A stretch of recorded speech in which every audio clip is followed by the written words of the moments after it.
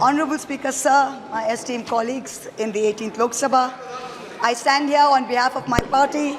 Pradhan, Mr. Prime Minister, Honorable Prime Minister, I would really request you, since you've been here for the better half of 1 hour, ये भी सुनते हुए जाइए sir, डरिए मत sir, डरिए मत, 2 बार आ गए sir. You came to my area twice during the campaign, sir. आज तो सुन के जाइए sir. Never mind, my bad luck. Honorable Speaker, sir, Rahul. Honorable Speaker, sir, my esteemed colleagues in this newly constituted 18th Lok Sabha, all the seats around Ayodhya, Basti, Sultanpur, Ambedkar Nagar, the BJP lost. ये तुम लोगों के नाम जपों में पहले सा आराम नहीं. ये तुम लोगों के नाम जपों में पहले सा आराम नहीं. जबरदस्ती के जय श्री राम में सब कुछ है पर राम नहीं. जबरदस्ती के जय श्री राम में सब कुछ है पर राम नहीं. Today in India, there are 2 types of leaders. Those of us who come via the voting machine, and then there are many who come via the washing machine. There are still people who say, wait, you don't know Modi ji. Wait 6 months and see. The BJP will get 300 members. To them I say, no, this will not happen this time. Because every potential turncoat will have to choose between temporary greed or fear and between permanently becoming politically irrelevant. So you can offer you can accept a temporary offer of a ministry, you can accept a temporary settlement of an existing trumped-up CBI or ED case, and you can switch parties. But when you go back to the electorate will punish you. Most turncoats have been punished by the electorate. Also this time, India has very large, solid block components. The Congress has 100 seats. SP has 37 seats. Trinamool has 29 seats. DMK has 22 seats. NCP and UPTA have 17 seats. So this is not a ragtag bunch of members that you can lure away. This is a solid block. So yes, it's a question of time. But the question is not whether they will get 300. The question is when people will join us and we will cross 272.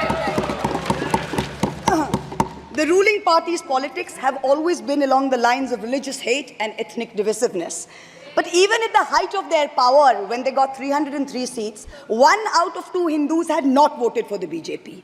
This time, even in their core Hindi heartland, their core voters have deserted them. The Muslims in India, over 250 of them called infiltrators, called terrorists in the land of their birth, waited silently, patiently, and bided their time. And in one voice during this election, in every state, they stood up and they told the government, and I quote the poet Puneet Sharma, "Hindustan se mera seedha rishta hai. तुम कौन हो बे? तुम कौन हो बे? क्यों बतलाऊं तुमको कितना गहरा है?" The Dalits, whom the BJP paid lip service to for so many years, realized that even the talk of 400 seats meant that Baba Sahib Ambedkar's constitution was in danger, and they deserted the party. The Marathas, whom the BJP coalition had tried so desperately to woo, realized that their promises were worth nothing. The BJP and its allies lost 7 out of 8 seats in Marathwad. The Jats, the careers of their youth at risk with this ill-conceived Agniveer scheme, their farming livelihoods threatened, their female wrestlers manhandled. They vented their ire at the ballot box. Ultimately, it was the BJP's policies of exclusion, not inclusion. You wanted to exclude everybody, and that was your undoing. You didn't need Muslims. You trampled on Dalits. You ignored farmers. You ignored Jats. You marginalized Kashmiris. Well, they consolidated their voice during this election pan-India, and today they don't need you. That's the message they've given you during this election. ये देश ही अपना हासिल है जहां राम प्रसाद भी बिस्मिल है. मिट्टी को कैसे बांटोगे? सबका ही खून तो शामिल है. That's what they said. You can't divide us. You can't do it anymore. This new India, this new frame of reference is going to be very hard for a lot of interest groups. Perhaps the first casualty is the legacy media.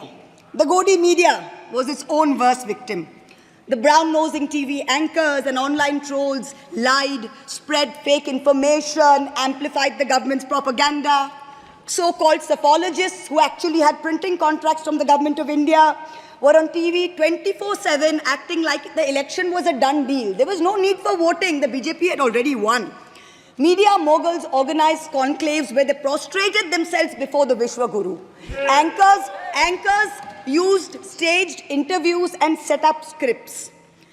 In short, the media had lost all credibility. So when you asked the people during surveys which way they voted, they didn't trust you and they didn't tell you the truth, which is why you got it wrong.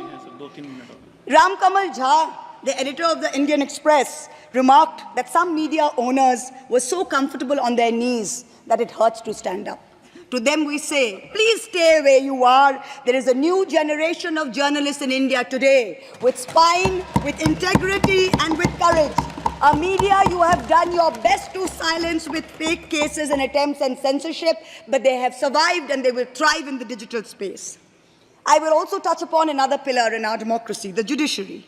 2 days ago, the Honorable Chief Justice of India, while on a visit to Calcutta, remarked that judges were not deities. They are here to dispense justice with compassion. Just as one can't be partly pregnant, you either are or you're not. Justice and democracy too must be absolute. They cannot partly be in effect. The retirement age for High Court justices is 62, and the retirement age for Supreme Court judges is 65. Now, this has unfortunately contributed to High Court judges kowtowing to the Supreme Court Collegium and to the government for a last-minute elevation to be able to serve for 3 more years and then qualify for further sinecures, such as the head of the Lokpal, the head of the National Human Rights Commission, chairman of various tribunals. It has come to such a state that opposition leaders framed in politically motivated cases are denied and bail and denied justice simply because judges are even scared to touch their case for fear of offending the government. Today I say, the poorest people in India who have perhaps the most to lose from offending the government in power, they have shown spine and risen to the occasion. Your lords and ladyships, heed thy inner voice, have a spine, rise to the occasion. 7 months ago, on the 8th of December, this house was transformed into a Kuru Sabha, presided over by a blind Dhritarashtra, where Dushrasan Darbaris made every attempt to disrobe Draupadi. The ethics committee that voted to recommend my expulsion on the 9th of November, they voted 6-4, had 10 members and 1 chairperson. Of the 5 Lok Sabha members from the BJP, 4 have not returned to the House. The chairperson, a BJP member, has also not returned. The Congress turncoat from Punjab who voted against has also not returned. The BJP lady MP from Maharashtra who started the debate in the House on behalf of the BJP has also lost. Much like Lord Krishna protected Draupadi, the people of Krishnanagar have protected me. In the last year, a lot of people look at me and say, oh, Mahua, you must have lost a lot. You lost your membership, you lost your house. And by the way, I also lost my uterus due to a surgery. But you know what I gained? I gained what Rahulji said, the freedom from fear. I do not fear you. I will see the end of you. We will see the end of you. Your ED, your CBI, your income tax, your trolls, your media, your bought-out judges, nobody can scare us. The people of India are patient. They will wait patiently for this government to fall. And I hope that whoever writes the next speech for the Honorable President of India will give her the respect and the honor due by not filling it with falsity. This government has dishonored the office of the President by giving her a script that is full of lies. We wait, and the people of India wait, for the restoration of her honor and for the honor of her august office. It is in this hope that I bow my head to the holiest of our books in its 75th year of adoption. Hail the Constitution, Joy Sangvidhan. Thank you. ఇప్పుడు operation లేకుండానే మోకాళ్లకు plasma treatment, మీ orthopaedic సమస్యలన్నిటికీ robotic technology ద్వారా తక్కువ ఖర్చుతో శాశ్వత పరిష్కారం, free consultation, ప్రతి treatment పై 20% discount. ఈ ఆఫర్ కొద్ది రోజులు మాత్రమే, త్వరపడండి. V9 hospitals 9281465842.